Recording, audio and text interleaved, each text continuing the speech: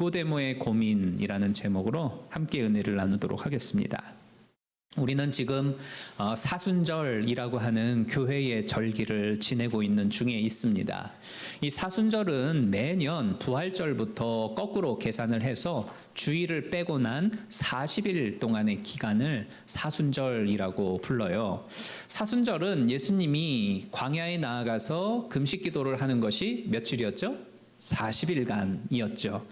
예수님이 그 광야에서 40일 동안 금식 기도를 하신 후 이제 사역을 하시면서 십자가에서 고난을 받고 죽으신 것, 이것을 기념하기 위해서 AD 325년에 제정이 되어졌습니다. 그래서 성도들은 이 40일 동안의 사순절 기간에는 고기를 먹지 않을 뿐만 아니라 음주, 가무 이런 것들은 철저히 배제를 하면서 우리 몸이 좋아하는 것들을 절제를 하고 금식이라든지 단식을 하면서 근신의 시간들을 보내게 돼요. 그런데 사순절이 있기 전에는 언제나 특히 유럽이나 남미 국가에서는 커다란 행사를 사순절이 있기 전에 치르죠. 그 행사가 바로 카니발이라고 하는 행사입니다. 사순절 기간인 40일 동안은 근신하며 지내느라고 고기도 못 먹고, 그 남미나 유럽 사람들은 특히 파티를 좋아하잖아요. 이 파티를 하지를 못하니까 사순절이 시작되기 한 5일에서 7일 전에 고기 실컷 먹고 실컷 파티하면서 즐기고 놀다가 이제 사순절을 맞이하고 앞으로 보내자, 이런 것을 생각하고 만든 게 카니발이었었어요. 그래서 이 카니발이라고 하는 뜻이 뭔지 아십니까? 고기여 안녕이라고 하는 뜻을 가지고 있어요. 고기여 안녕. 그 카니발의 뜻이 그거예요. 고기여 안녕. 왜냐하면 카니발이 끝나면 40일 동안은 고기도 못 먹고 포도주도 못 마시고 파티를 하지 못하니까 카니발, 고기여 안녕, 이런 의미를 가지고 있는 겁니다. 제일 유명한 카니발은 브라질에서 열리는 리우 카니발이지요. 올해는 2월 17일부터 시작이 돼서 25일에 끝이 났는데, 그 TV에서 보면 여성들이 비키니 옷을 입거나 아니면은 더 야한 옷을 입고서 이렇게 흔들어대면서 사람들을 유혹하는 모습들을 보이고는 하잖아요. 그러니까 예배 시간에 이런 말을 언급해서 죄송하지만 그 올해의 카니발 기간 동안에는 이 브라질 정부에서 남성용 피임 도구 1억 개를 무료로 이렇게 제공을 했다고 그래요. 여러분, 이 사순절이 가지고 있는 본질이 뭡니까? 근신하고 절제하면서 예수님이 받으신 고난이 나의 것이 되기를 준비하는 것이 이 사순절이 가지고 있는 본질이잖아요. 그리고 이거를 잘 지켜보겠다고 카니발을 만들고 시작한 건데 결국은 어떻게 됐습니까? 이 본질은 사라져버리고 퇴폐하고 음란한 파티 문화로 변질이 되면서 더 많은 죄를 짓게 만드는 절기가 사순절이 되고 말았어요. 오늘날은 그렇게 변질되고 말았다는 거죠. 제가 왜 이런 이야기를 하냐면 본질을 잃어버리지 않습니까? 반드시 찾아오는 게 변질이에요. 이걸 말씀드리고 싶은 거예요. 우리가 이렇게 교회 생활을 하고 신앙 생활을 하고 있는 진짜 이유가 무엇입니까? 예수 믿고 거듭나는 구원받음, 그 본 어게인을 위해서예요. 그러니까 죄인에서부터 의인으로 새로 태어나는 이 구원의 확신을 가지고 세상을 살아나가기 위함이죠. 이게 우리가 추구해야 할 믿음 생활의 본질이에요. 우리가 지금 하고 있는 이 신앙생활에 있어서 가장 기초적으로 정립해야 할 중요한 두 가지가 있어요. 첫 번째는 뭐냐면, 나는 예수 그리스도를 통해 거듭난 사람이냐? 나는 구원의 확신이 있느냐? 이 질문에 대한 답을 스스로 찾는 것입니다. 이것이 첫 번째예요. 그리고 두 번째는 yes, 나는 구원의 확신이 있습니다. 나는 오늘 당장 죽어도 하늘나라에 갈 수 있습니다. 이것에 대한 답을 확실하게 얻었다라고 한다면, 두 번째는 그래? 그러면 거듭난 사람으로서 하나님의 나라의 백성으로서 그에 합당한 삶을 이 세상에서 나는 날마다 살아가고 있느냐, 이것을 스스로 점검해 가면서 거기서 벗어난 것이 있다면 회개하고 날마다 수정해 나아가는 게 우리 거듭난 신앙인들이 추구해야 할 신앙생활에 있어서의 본질이라는 거예요. 여기에서 벗어나면 우리의 삶은 변질되고 곰팡이 나고 썩은 내가 진동하게 된다는 거죠. 오늘 우리는 이 본문 말씀을 통해서 거듭남에 대해서 살펴보며 은혜를 나누려고 합니다. 1절 말씀에서 보면 유대인인 관원인 니고데모라고 하는 바리새인이 등장을 합니다.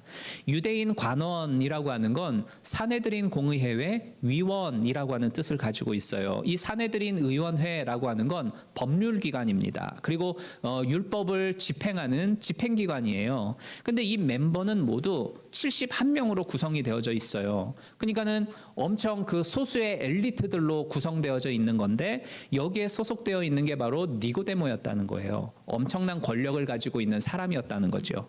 그리고 바리새인이라고 했습니다. 우리가 바리새인 하면 미국 사람, 한국 사람, 일본 사람, 중국 사람 이렇게 생각하기가 쉽죠. 그런데 이 바리새인은 그런 종류의 사람이 아닙니다. 우리 그 한국의 장로교회에도 보면 장로교회에는 뭐 통합교단, 합동교단, 대신교단 이런 식으로 여러 분파들이 있지 않습니까?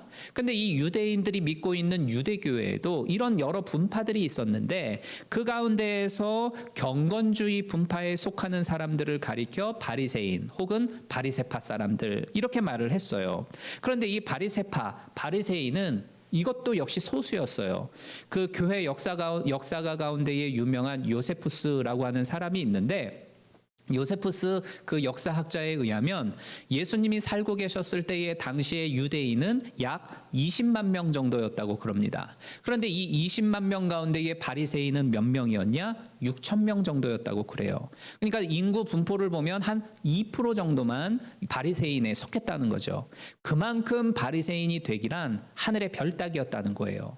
3명의 또 다른 바리새인이 추천서를 써줘야 가입이 가능했고 평생 동안 아주 세세한 모든 율법들을 지키고 죽을 때까지 율법을 공부하기로 맹세를 하는 사람이 바리새인이 될 수 있었어요. 그러니까는 그만큼 철저히 하나님 말씀 따라 살려고 노력했던 엘리트 집단들이었다는 거예요. 우리가 바리새인 하면 나쁜 놈들, 막 가식적이고 진짜 독사 같은 자식들 이렇게 무조건 부정적으로 생각하는 경향이 있지 않습니까? 그런데 사실 이 당시의 백성들에게는 바리새인 하면은 존경을 한 몸에 받는 그러한 사람들이었어요. 따라서 이 니고데모가 유대인 관원이고 바리새인이었다라고 하는 건 이 사람이 그만큼 사회적으로 높은 위치에 있었을 뿐만 아니라 신앙생활에 있어서도 다른 사람들에 비해 열정적으로 신앙생활을 한 사람이었음을 우리에게 가르쳐주고 있는 겁니다. 하지만 이런 능력자 니고데모에게도 고민되는 문제가 하나 있었어요. 바로 하나님 나라라는 문제였습니다. 이 니고데모와 같은 이 바리새인들한테는 하나님 나라가 가장 큰 이슈였어요. 근데 이들이 생각하고 있는 하나님의 나라라고 하는 건 지금 유대는 로마의 식민지가 되어져 있지 않습니까? 근데 이 식민지로 되어져 있는 자기들의 나라가 해방이 되어지고 자유를 얻고 더 나아가서는 세계를 정복할 수 있는 위대한 국가가 되는 게 하나님 나라라고 생각을 했어요. 그러면 이 하나님 나라는 어떻게 실현을 시킬 수 있느냐? 하나님이 보내신 대단한 지도자가 등장을 해서 정치적으로, 경제적으로, 군사적으로 막강한 힘을 소유하게 되어지면 하나님의 나라는 도래한다라고 믿었습니다. 그러니까 지금 오늘날로 치면 우리 눈으로 볼 수 있는 현실적인 세계고 지정학적으로 어딘가에 위치하고 있는 국가로 생각을 했던 거죠. 그런데 어느 날 예수라고 하는 인물이 갑자기 나타나더니만 사람의 능력으로는 행할 수 없는 여러 많은 기적들과 이적들을 행사하는 거예요. 니고데모가 그거를 보니까 저 사람이야. 저 사람이야말로 하나님이 하나님의 나라를 이루기 위해 보내신 인물이다. 확신이 생긴 거예요. 그러니까 당연히 예수님에 대한 궁금증이 발생하겠죠. 그래서 예수님이 가르치는 내용들에 대해서 귀담아 듣고 관심을 갖게 되는데 자기들이 가지고 있는 지금까지의 하나님 나라에 대한 개념하고 예수님이 가르치고 있는 하나님의 나라의 개념하고는 완전히 상반되어지는 겁니다. 그러니까 이때부터 하나님 나라에 대한 참된 진리는 정말 뭘까라고 하는 이 고민을 니고데모가 갖기 시작을 해요. 근데 아무리 고민을 해봐도 자기 스스로는 그 답을 찾지 못하니까 내가 예수님을 한번 만나봐야지 결단을 하고 예수님을 찾아가려고 합니다. 그런데 이 예수님은 바리새인들이나 그 산헤드린 공의회로부터 이단시되고 결코 가까이에서는 안 되는 사람으로 터부시화했단 말이에요. 그러니까 공개적으로 만나기에는 껄끄러우니까 이 니고데모가 밤중에 위험을 무릅쓰고 예수님을 찾아가죠. 니고데모한테는 진리를 찾고자 하는 이러한 열정이 있었다는 겁니다. 그러니까 진리를 향한 갈급함이 그의 발을 예수님을 향하여 나아가게 만들었고, 결과적으로는 그 진리를 향한 열정이 이 니고데모를 영생으로 인도하는 복된 길이 되도록 이끌었다는 거예요. 자, 그러면 여러분, 과연 나에게는, 그리고 우리들의 마음 속에는, 그리고 내 삶의 시간 속에는 진리를 찾고자 하는 그러한 열정과 시도들이 있는지 우리는 한번 생각을 해봤으면 좋겠습니다. 참된 진리를 갈구하는 나의 열정이 내 삶 속에 있는가? 많은 사람들이 뭐 진리 같은 거창한 단어하고 나하고는 상관이 없어, 이렇게 생각을 하죠. 또는 진리라고 하면 되게 막 철학적이고 막 아주 고차원적인 단어처럼 생각이 돼서 나는 그런 거 생각하기 귀찮아, 이렇게 생각하며 멀리 하려고 하는 경향들이 있습니다. 하지만 가만히 따지고 보면 모든 사람들은 자기가 옳다라고 생각하는 그 진리를 추구하면서 살아가고 있어요. 이게 진리야 라고 믿고 있는 그것을 가지고 우리는 하루하루를 살아나가고 있다는 겁니다. 세상에서 돈이 최고지라고 하면 돈이 그 사람한테는 진리가 되는 거죠. 그러면 그 돈이 우리의 삶을 이끌게 될 거예요. 무슨 소리야, 돈보다는 사람들 사이에서의 관계가 제일 중요하지. 그 사람한테는 관계가 자기 삶에 있어서 진리가 되는 거예요. 그러면 다른 사람들과의 관계를 어떻게 해서든지 잘 맺고 그 관계를 유지하고자 자기의 모든 에너지와 시간을 거기에 부을 겁니다. 그게 바로 진리가 되는 거예요. 나의 삶을 이끌어가고 있고 내 시간과 나의 관심사를 빼앗고 있는 그것이 나를 이끌고 있는 진리라는 거죠. 그런데 모든 사람은 이렇게 자기가 생각하고 내가 옳다라고 여기는 그 진리를 따라 살고 있는데, 성경에서 보면 요한복음 8장 32절에서 진리를 알지니 진리가 너희를 자유케 하리라, 이렇게 말씀을 하고 있는 걸 봐요. 그러니까 우리는 내 삶을 움직이게 하고 있는 내 안에 있는 진리가 무엇인지를 살펴볼 줄 알아야 돼요. 나를 지금 끌고 있는 것이 돈 문제인가, 사람과의 문제인가, 아니면 또 다른 나의 어떤 욕망인가, 그게 바로 나를 사로잡고 있는 내 안에서의 진리예요. 그런데 이것이 정말 옳은 진리인지 이것을 우리는 늘 점검해야 한다는 겁니다. 왜냐하면 만일 내가 믿고 있는 그 진리가 잘못된 것이다 라고 한다면 내 삶은 자유가 아니라 구속된 삶이 됩니다. 돈이 나를 묶을 수 있고 관계가 나를 옥매이고 옥죄일 수 있는 그러한 잘못된 것이 될 수 있죠.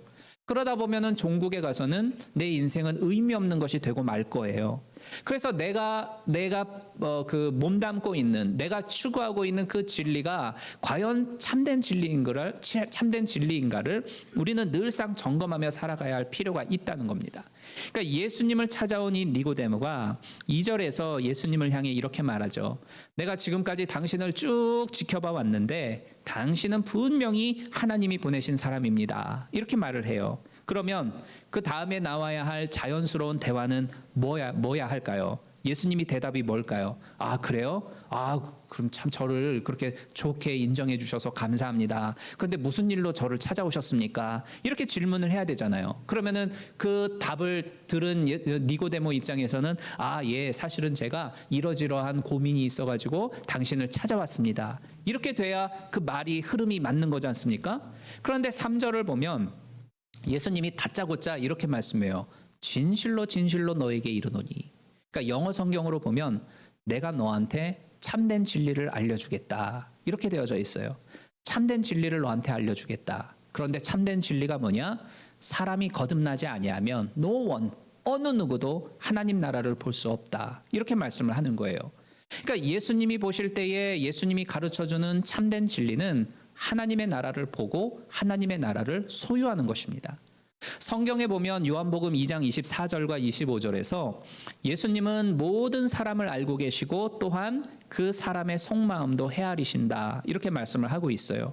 우리의 모든 괴로움, 우리의 걱정과 근심, 그리고 내가 무엇 때문에 고민을 하고 있는지를 속속들이 다 우리가 말하지 않아도 알고 계신다는 거죠. 오늘 본문 속에 예수님도 역시 이 니고데모가 왜 한밤중에 당신을 찾아왔는지, 그리고 무엇이 지금 이 니고데모의 마음을 괴롭게 하고 있는지, 무엇이 고민거리인지를 이미 다 알고 계셨어요. 그래서 이러저러한 말 그냥 다 집어치우고 니고데모가 고민하고 있는 그 정곡을 곧장 찔러서 하나님 나라에 대한 주제를 꺼내신 겁니다. 사람이 거듭나지 않으면 하나님 나라를 볼 수 없다. 이것이 내가 너에게 가르쳐주는 참된 진리다. 이런 말씀을 하죠. 그런데 니고데모는 이 말이 이해가 되지를 않았어요. 그래서 4절에서 아니 어떻게 사람이 엄마 뱃속에 들어갔다가 다시 나올 수가 있습니까? 이건 말도 안 됩니다. 이런 이야기를 하죠. 그러니까 니고데모가 생각하고 있는 다시 태어난다라고 하는 것은 육체적인 새로운 탄생으로의 의미로 이해를 했던 거예요. 근데 사실 상식적으로 볼 때에 어떻게 사람이 한 번 태어난 사람이 엄마 뱃속에 쑥 들어갔다가 다시 태어날 수가 있겠어요. 이건 말도 안 되는 거지 않습니까? 그러니까 예수님이 말씀하셨던 이 거듭남, 다시 태어나는 것도 그런 의미로서 하신 것은 결코 아니었습니다. 그래서 예수님이 6절과 7절에서 이런 말씀을 하죠. 내가 바라보는 세상을 향한 시각과 그리고 네가 바라보고 있는 세상을 향한 시각이 분명히 다르다. 네가 아직 성령으로 거듭나지 않았기 때문에 영의 일을 모르고 여전히 육체의 일들만 생각하고 있으니 그렇게 이해하는 것이 당연하다. 이러면서 이 니고데모의 입장을 충분히 받아주고 계세요. 이런 재미난 이야기가 있습니다. 사람 3명하고 개 1마리가 달리기 시합을 했어요. 한 사람은 개보다 빨리 들어왔고 한 사람은 개하고 똑같이 들어왔고 한 사람은 개보다도 늦게 꼬린 지점에 들어왔어요. 이제 대회에 시상식을 하게 됩니다. 사회자가 시상식에서 이렇게 말을 했어요. 개만도 못한 분, 개 같은 분, 개보다 더한 분, 이렇게 이야기를 했다고 그래요. 이게 무슨 의미일까요? 무엇을 기준으로 삼느냐에 따라서 결과에 대한 해석이 달라질 수가 있다라는 거예요. 그러니까 니고데모는 겉으로 드러나고 있는 이 눈에 보여지는 피상적인 세상을 기준으로 삼았기 때문에 이 거듭남이라고 하는 것을 다시 엄마 뱃속으로 우리 몸이 들어갔다가 나오는 것으로 이해를 했지만 예수님은 보이지 아니하는 영의 것을 기준으로 삼았기 때문에 거듭남이라고 하는 것은 영적으로 새로 태어나는 것임을 의미를 하셨던 겁니다. 하나님 나라에 대한 것도 마찬가지였어요. 누가복음 17장 20절과 21절에 보면 바리새인들이 예수님에게 찾아와 물어봅니다. 하나님의 나라가 대체 언제 임합니까? 라고 말을 하자 예수님이 하나님의 나라라고 하는 것은 볼 수 있게 임하는 것이 아니고 또 여기 있다 저기 있다 말을 할 수 있는 종류가 못 된다. 이렇게 말씀을 합니다. 왜입니까? 예수님이 말씀하시고 있는 이 하나님의 나라라고 하는 것은 우리가 예수 믿고 구원받게 되어지면 하나님의 나라의 백성이 되고 하나님의 자녀가 되죠. 그러면은 그때부터 우리는 하나님의 사람으로서의 하나님의 통치를 누리게 되어져요.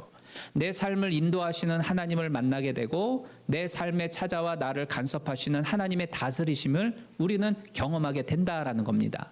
그러면 그때부터 우리는 세상에 속해 있는 세상의 사람이 아니라 하나님에게 속해 있는 하나님의 나라 사람으로 우리의 신분이 변화되어지는 거죠. 따라서 내가 어디에서 살든 미국에서 살든 한국에서 살든 일본에서 살든 아니면은 감옥 가운데 갇혀 있든 아니면은 자유로움 가운데에 어딘가에 머물러 있든 상관하지 아니하고 하나님을 인정하고 하나님의 다스리심을 경험한다면 거기가 바로 하나님의 나라가 되는 거예요. 그러니까 예수님이 말씀하셨던 하나님의 나라는 당연히 눈에 보이는 것도 아니고 그리고 여기 있다 저기 있다 말을 할 수 있는 성질의 것이 못 되는 거죠. 그 어디나 하나님의 나라가 될 수 있는 것이니까. 사랑하는 여러분, 오늘 예수님이 말씀하시는 것처럼 거듭나지 않으면 진정한 하나님의 나라를 볼 수가 없어요. 또 born again 하지 아니하면 하나님의 나라에 또한 들어갈 수가 없게 되어집니다. 이것은 과거에나 지금이나 장래에나 변하지 않는 성경에서의 진리이고 본질이에요. 예전에 함께 신앙생활은 하지 않았지만 잘 알고 있는 장로님을 만나서 대화를 할 수 있는 기회가 있었어요. 이런저런 이야기를 나누다가 제가 그분에게 장로님에게 장로님 되게 외람된 말씀이지만 구원의 확신이 있으십니까? 라고 하는 질문을 던졌어요. 어떻게 보면은 굉장히 좀 무례한 질문이에요. 왜냐면은 장로님쯤 되면 신앙의 연조도 있고 또 교회에서 열심히 신앙생활을 하셨기 때문에 장로 직분을 받게 된 것 아니겠습니까? 그런데 그런 분을 향해서 구원받으셨습니까? 라고 하는 이 신앙적인 가장 기초의 질문을 던진다는 건 받아들이는 입장에서는 기분 나쁠 수 있을 거예요. 만약 만약에 누군가가 저한테 목사인 저한테 목사님 구원받으셨어요? 라고 질문을 던지면 좀 기분 나쁠 것 같아요. 그 장로님도 마찬가지였을 거예요. 그런데 제가 아무리 봐도 그 장로님은 구원받은 확신이 없는 것 같았어요. 그래서 질문을 무례함을 무릅쓰고 질문을 던진 거죠. 근데 딴 답변을 하시는 거예요. 목사님, 제가 3대째 믿는 집안에서 태어나서 모태신앙으로 지금까지 산 사람입니다. 그리고 장로까지 됐어요. 정말 훌륭한 믿음의 집안에서 태어나셨고 신앙생활 해오셨네요. 근데 진짜 거듭나셨습니까? 구원의 확신이 있으세요? 오늘 죽어도 천국 가실 그러한 확신이 있습니까? 다시 물었어요. 근데 이번에도 진정한 답변은 회피하면서 살짝 이렇게 격앙된 목소리로 목사님, 제가 평생을 교회를 3개나 지으면서 하나님 앞에 바친 사람입니다 라고 말씀을 하는 거죠. 그래서 이런저런 이야기를 나누고 있는데 대화의 마지막 말미에서 이 장로님이 닭똥 같은 눈물을 뚝뚝 떨어뜨리며 이렇게 말씀해요. 목사님, 제가 사실은 아직까지 구원의 확신이 없습니다.